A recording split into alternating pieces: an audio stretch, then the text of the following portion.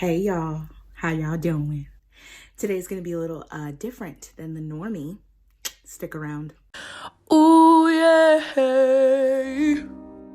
Hey, from my side of the screen, I'm Leah Mojo. Welcome back to my channel where I retell stories of the Bible while putting my makeup on in a series called Cosmetic Creed. If you're ever interested to know which makeup products I use on my face, I always link them in the description box below. And if you're ever interested to know where I purchase my personal study Bible from, I also link that in the description box. So grab yourself a drink, make yourself comfortable. But first, disclaimer.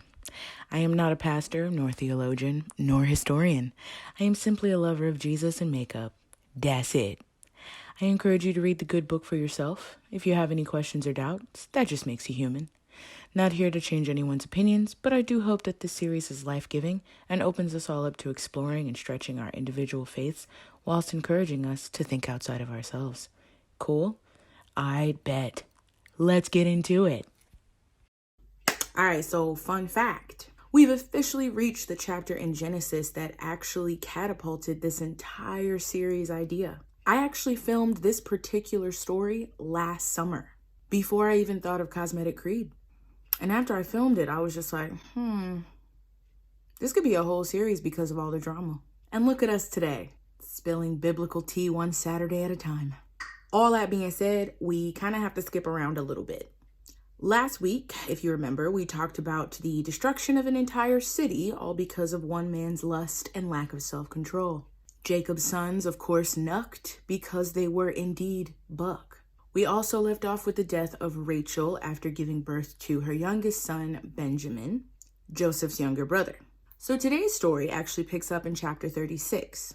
Now, chapter 36 is essentially just a bunch of bloodlines. Esau begat so-and-so, and so on and so forth. And this guy becomes chief of this territory, etc., etc., etc.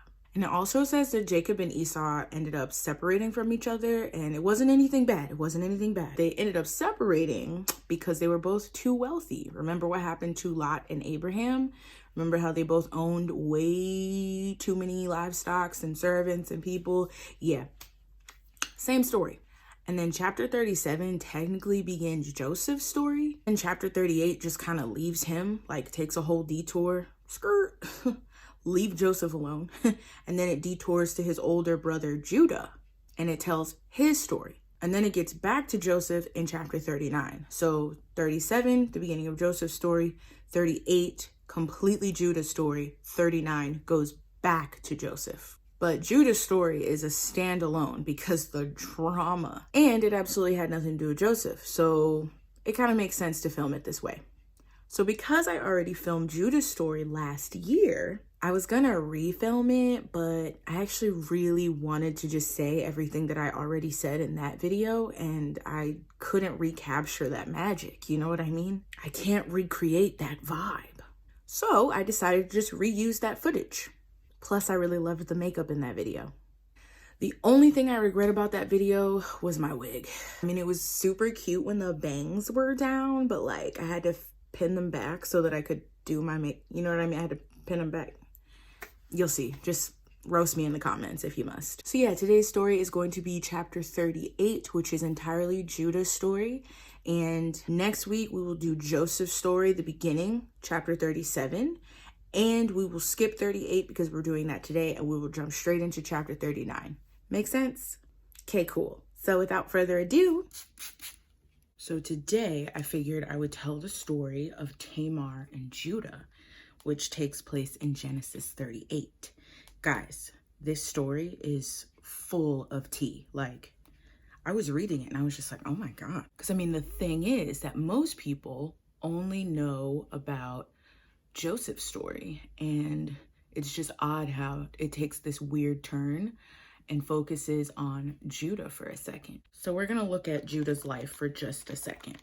But let me preface this tea because y'all need to know who you're dealing with, okay?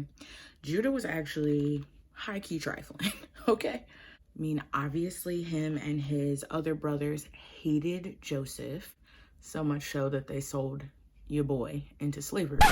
That happens in chapter 37, and we will discuss that next week. Proceed.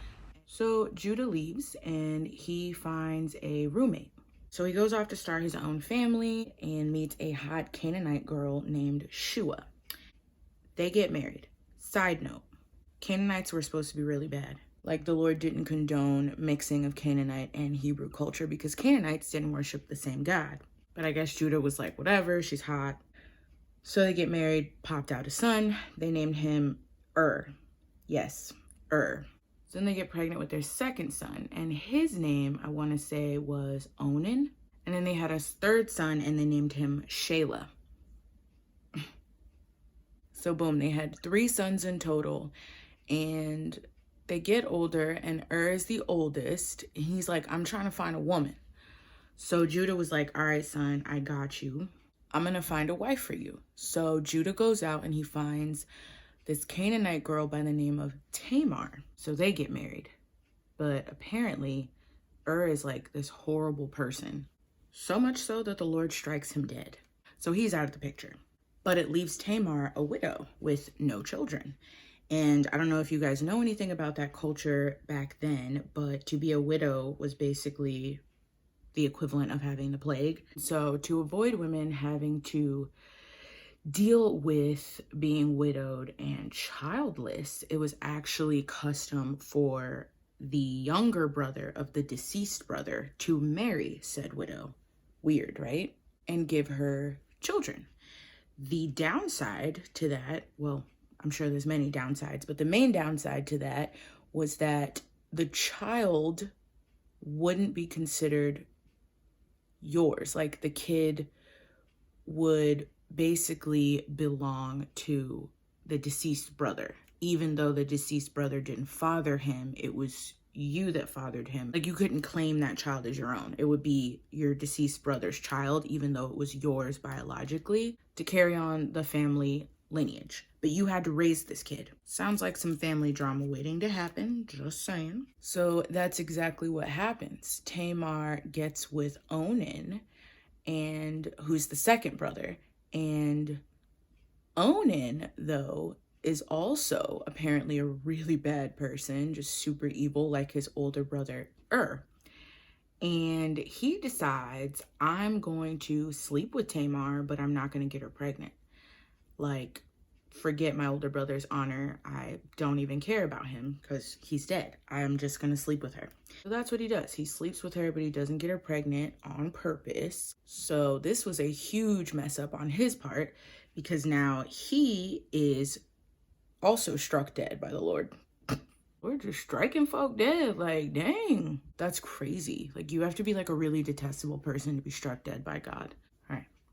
So now that Onan is dead, Tamar is now left a widow and childless for the second time. So she's, I'm sure, like super freaking out, but also Papa Judah is probably like super paranoid at this point because Tamar is the common denominator in his 2 sons' deaths. And obviously, since he still has a third son, it's expected that Judah will give his last son to Tamar. But Judah's like, I don't know about that. Like, so basically what happens then is that Tamar goes to Papa Judah and is just like, listen, daddy-in-law, like, I am obviously super freaking out. Like, sorry that your 2 sons are dead, but they were horrible. However, because I'm still a childless widow, I need to marry Shelah. Judah is just like, okay, yeah, like, I completely understand that, Tamar. You know what? Shelah's a little young right now, but give him a couple years, and when he's marrying age, I'll go ahead and give him to you. Even though Papa Judah is lying to her.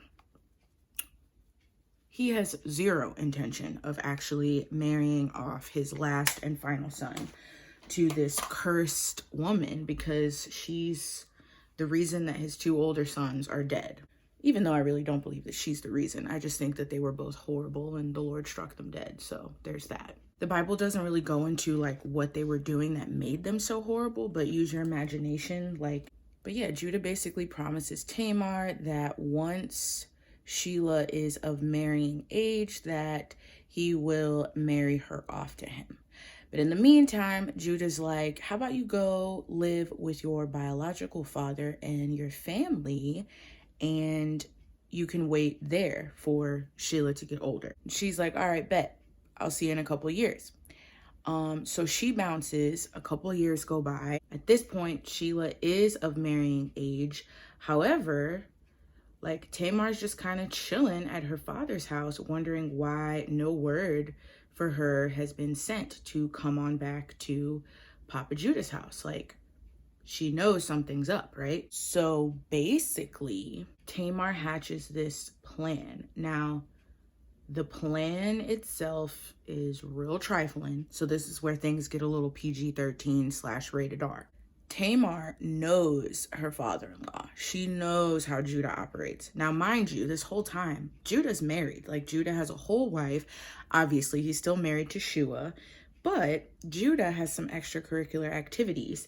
He likes prostitutes. So every now and then, he would go and find a prostitute to entertain himself with. And Tamar knows this, right? She's like, you know what? If Judah is not going to give me his last son, I am going to trick Judah himself into giving me a son. Wild, right? So she hatches this plan. Tamar gets all dressed up, beats her face, gets her best freakum dress on, and is like, let me pose as a prostitute, right? So she goes down to this shrine house or whatever you want to call it. I forget what it's called in the Bible, but where all the prostitutes be at, right? On a day that she knows Papa Judah is going to be there. So he gets to this brothel or whatever it is that you want to call it and sees Tamar, doesn't recognize her at all. And I'm like, what kind of makeup are you wearing, sis? Because this man has known you for years and did not recognize you. That's sad. But anyway, he sees her and is just like, yo, shorty, a little baddie. She knows exactly what she's doing. And I'm assuming that she like dressed up to his liking. Like, again, she knows what he likes, which is crazy that she is that cunning. I was like, girl, it's the scheming and level of preparation for me. So Judah comes up to Tamar and is just like, hey, I've never seen you here before. You must be new. And she's like, yeah, I'm new. Probably disguising her voice and stuff so he doesn't like recognize what she sounds like. She's like, what do you give me for my services? And smooth Papa Judah is just like, I got this baby goat back at home that I can send you. I don't have him on me right now, you know what I'm saying? I'm gonna just send you him. I left my wallet at home, you know what I'm saying? But you gonna get paid though. But Tamar is smarter than that. She's like, nah fam, I need some collateral, like. And he's like, okay, well, what can I give you until I send you back this goat? And she's like, how about I get your staff and your cord with the seal? Now, a staff and a cord with the seal back then was basically the equivalent of somebody being like, here, take my driver's license with my ID and my photo and everything. And probably my car registration and my license plate number. And Judah's dumb self was like, sure. So they do the do, and Judah bounces, right? It's completely like none the wiser that he slept with his daughter-in-law. And Tamar has all of his stuff, which she can use as evidence in case Judah want to start acting stupid again. So Judah gets back home and he's like, all right, I need to send this prostitute her payment. I need to send this baby goat so I can get my stuff back. And he doesn't want to go himself, so he sends his friend, which I thought was real shady. Like, you were just there and you don't want to return to pay her? Like, what a scumbag. He sends his friend and he like describes the prostitute that his friend is going to be looking for. So his friend gets there and decides to speak to the owner of the establishment and is like, hey, you know, I'm looking for this girl. Probably describing her like, oh, she, you know, about yay high, real thick John. The owner of the establishment is just like, I don't know what you're talking about. We don't have anyone that fits that description. And the friend is just like, but there has to be someone here that fits that description. Like, she was just here yesterday and she was over there. Try to get real specific, right? And the owner of the establishment is just like, nah, I don't know what you're talking about, fam. But since you did sleep with one of my girls yesterday, you can leave that goat for me as payment. So he leaves the goat and returns to Judah and is like, look, I don't know who you think you slept with yesterday, but there was no girl there that fit your description. Like, I looked high and low and she just doesn't exist. And Judah, I don't know if by this point he has suspected anything. I doubt he suspected that it was his daughter-in-law that he slept with, but he knew something was up. But at this point he was just like, I mean, I'm sure he felt a little bit guilty for cheating on his wife and was just like, listen, at this point, it is what it is. She's got my stuff. She's got my cord, my staff, and the place has got their payment. So I'm done with it. I'm just going to leave it be and go about living my life, right? So 3 months goes by. Tamar is still living at home with her father, still hasn't heard from Judah since the night that they slept together, and he still has no idea that it was her. However, Tamar is now visibly pregnant. Tamar's just sitting at home, swollen, eating up all her daddy snacks, right? Now, this is a really big deal because the townspeople know that Tamar is basically betrothed to marry Judah's youngest son. So they're like, she's pregnant though. Like, who has she been sleeping with? Like, she must be a harlot. Like, she's cheating on him. So word gets back to Papa Judah and he is pissed. Like, how dare she sleep with someone when she is betrothed to my youngest son? And on top of that, the audacity, because she is probably the reason that my other 2 sons are dead. Like, oh no, we can't have this. So Judah is just like, you know what?